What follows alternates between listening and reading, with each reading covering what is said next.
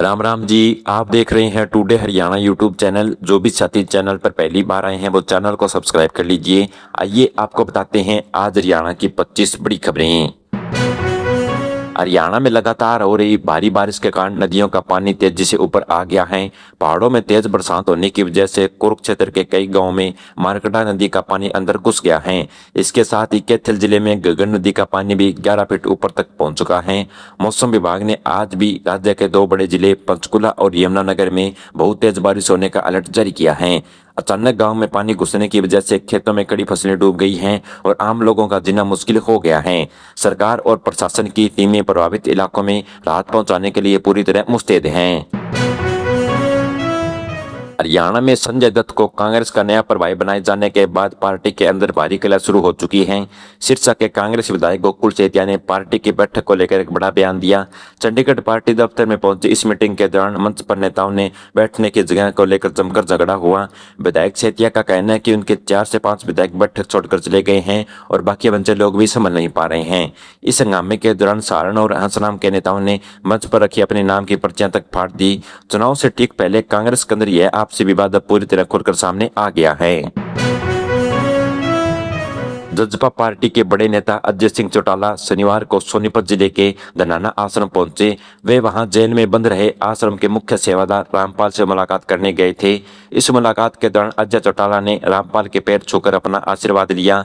बातचीत के दौरान चौटाला ने अपनी पुरानी जेल यात्रा का जिक्र करते हुए कहा कि उन्होंने बिना किसी वजह से लंबे समय तक जेल काटी है। इस पर रामपाल ने उनसे कहा कि आप बहुत बड़ी हस्ती हैं और आपका यहाँ आना हमारे लिए विशेष है। आपको बता दें कि कुछ दिन पहले दिग्विजय चौटाला भी इसी तरह वहां आशीर्वाद लेने पहुंचे थे।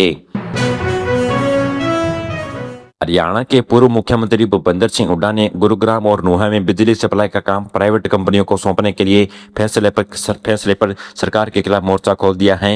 हुड्डा ने कहा कि सरकार बिजली सप्लाई को प्राइवेट हाथों में बेचकर गलत बहुत कदम उठा रही है। उनके मुताबिक इस फैसले में सरकारी खजाने को भारी नुकसान होगा और आम जनता के जेब पर सीधा बोझ बढ़ेगा। उन्होंने चेतावनी दी है कि वे जनता के हक के लिए इस फैसले का हर स्तर पर कड़ा विरोध करेंगे। इस बड़े फैसले को लेकर बिजली विभाग के कर्मचारियों के कई सामाजिक संगठनों भी सरकार के खिलाफ प्रदर्शन करने की तैयारियां शुरू कर दी हैं। हरियाणा के उप मुख्यमंत्री दुष्यंत चौटाला ने हिसार के उकलाना इलाके में पीने के पानी को कमी को लेकर सरकार पर कड़े सवाल खड़े कर दिए हैं। उकलाना विधानसभा क्षेत्र में पार्टी कार्यकर्ताओं की एक बैठक को संबोधित करते हुए उन्होंने राज्य में कानून की स्थिति को पूरी तरह खराब हो चुकी है। उन्होंने कार्यकर्ताओं से अपील की है कि हर पोलिंग बूथ अपनी टीम को मजबूत करें, तभी पार्टी का संगठन आगे बढ़ेगा। दुष्यंत चौटाला ने जनता की समस्याओं को उठाते हुए कहा कि मौजूदा सरकार लोगों को पानी जैसी जरूरी सुविधाएं भी नहीं दे पा रही है। जींद जिले के नरवाना में आयोजित कांग्रेस के जन अधिकार सम्मेलन में राज्यसभा सांसद रणदीप सुरजेवाला ने केंद्र और हरियाणा सरकार के ऊपर जमकर निशाना साधा। उन्होंने जनसभा को संबोधित करते हुए आरोप लगाया कि मौजूदा सरकार पूरी तरह भ्रष्टाचार और जनता को लूटने के मॉडल पर काम कर रही है। सुरजेवाला ने मंच में राज्य में बढ़ती बेरोजगारी, आसमान छूती महंगाई और लगातार हो रही पेपर लीक के मामले को प्रमुखता से उठाया। उन्होंने कहा कि सरकार की गलत नीतियों के कारण आज हरियाणा का हर वर्ग परेशान है और आने वाले चुनाव में जनता इस शासन को खाड़ फेंकने का काम कर चुकी है। फरीदाबाद के सोतई गांव में सरकार द्वारा बनाए जा रहे नए कूड़ा डंपिंग वार्ड यानी लेकर ग्रामीण में गुस्सा भड़क चुका है। रविवार को बहुत बड़ी संख्या में गांव के लोग केंद्रीय राज्य मंत्री कृष्णपाल गुर्जर के दफ्तर पहुंचे और इस फैसले पर कड़ी आपत्ति जताई।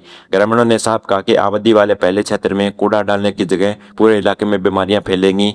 लोगों की शिकायत सुनने के बाद केंद्रीय मंत्री गुर्जर सिंह ने कहा कि भरोसा दिया कि किसी भी हाल में आबादी वाले क्षेत्र में डंपिंग वार्ड नहीं बनाया जाएगा। मंत्री के इस आश्वासन के बाद ग्रामीण ने राहत की सांस ली है। हरियाणा प्रदेश व्यापार मंडल के अध्यक्ष बजरंग दास गर्ग ने कैथल में पत्रकारों से बातचीत करते हुए राज्य की सुरक्षा व्यवस्था पर गंभीर सवाल उठाए। उन्होंने कहा कि आज हरियाणा की जेलें अपराधियों का मुख्य अड्डा बन चुकी हैं। जेलों के अंदर से भी विदेशों में बैठे बदमाशों और सरेआम व्यापारियों के फोन पर मोटी फिरौती मांगी जाती है। फोन आते हैं कि व्यापारियों को लाखों रुपए तैयार रखने की धमकियां दी जा रही हैं, जिससे हर तरफ डर का माहौल है। व्यापार नेता सख्त लहजे में चेतावनी दी है कि व्यापारियों को तंग करने वाले बदमाशों को वे बर्दाश्त नहीं करेंगे और इन्हें सीधा सबक सिखाया जाएगा। झज्जर की उपायुक्त वर्षा खागवान ने जिले में चल रही विशेष वोटर लिस्ट जांच अभियान की समीक्षा करते हुए अधिकारियों को कड़े निर्देश दिए हैं। उन्होंने बैठक में साफ कहा कि वोटर लिस्ट को ठीक करने वालों को कोई मामूली सरकारी औपचारिक नहीं है, बल्कि यहाँ काम लोकतंत्र का सबसे बड़ा आधार है। काम में किसी भी तरह की ढिलाई या लापरवाही को बिल्कुल सहन नहीं किया जाएगा। डीसी ने घोषणा की है कि ईमानदारी से काम करने वाले बूथ लेवल अधिकारियों को सम्मानित किया जाएगा, जबकि अपनी ड्यूटी में लापरवाही बरतने वाले गैर जिम्मेदार कर्मचारियों के खिलाफ तुरंत सख्त कार्रवाई की जाएगी। हरियाणा सरकार ने शहरों में अवैध कॉलोनियों के बढ़ते निर्माण को रोकने के लिए बेहद सख्त नियम लागू किया है। इस नए आदेश के मुताबिक अब शहरों में सटे हुए इलाके में प्लाट की अदला बदली का खेल पूरी तरह बंद हो जाएगा। इसके लिए टाउन और एंट्री प्लानिंग विभाग ने डायरेक्ट से लिखित मंजूरी लेना पूरा अनिवार्य कर दिया है। सरकार का मुख्य उद्देश्य अवैध कॉलोनियों को बसाने वाले भूमाफियों पर शिकंजा कसना है। यह नया नियम 1 एकड़ जमीन के हिस्सों से लेकर पूरी तरह लागू होगा, जिससे शहरों का विकास भी सही तरीके से हो सकेगा। हरियाणा के मानेसर इलाके में रहने वाले लोगों को अब गाड़ी का कागज और ड्राइविंग लाइसेंस बनवाना बहुत आसान हो जाएगा। सरकार ने यहां रहने वाले एक नई गाड़ियों की नंबर सीरीज का जारी कर दी है। इसके साथ ही चालकों की परीक्षा लेने के लिए एक आधुनिक और नया ट्रैक टेस्ट भी तैयार किया जाएगा। इस नई व्यवस्था के शुरू होने से स्थानीय लोग अब दूर के दफ्तरों के चक्कर नहीं काटने पड़ेंगे और उनका सारा काम अपने ही इलाके में हो जाएगा। इस बड़े कदम से पूरे उपमंडल के हजारों वाहन चालकों को समय पर बड़ी बचत होगी। गुरुग्राम के 6 सेक्टरों में रहने वाले परिवारों को जल्द ही पीने का साफ और नहरी पानी मिलने जा रहा है। विकास प्राधिकरण ने सेक्टर 72 के स्टेशन में अपनी 18 किलोमीटर लंबी नई पाइपलाइन की जांच का काम शुरू कर दिया है।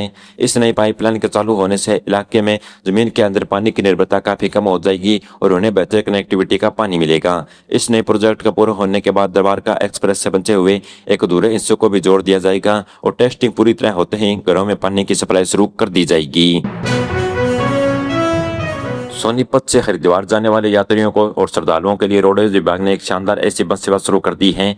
यह नई बस योजना सुबह 5:20 पर सोनीपत बस अड्डे से रवाना होगी। इस सीधी बस सेवा शुरू होने से अब आम लोगों को दिल्ली या दूसरे शहरों में जाकर बस बदलने की जरूरत नहीं पड़ेगी।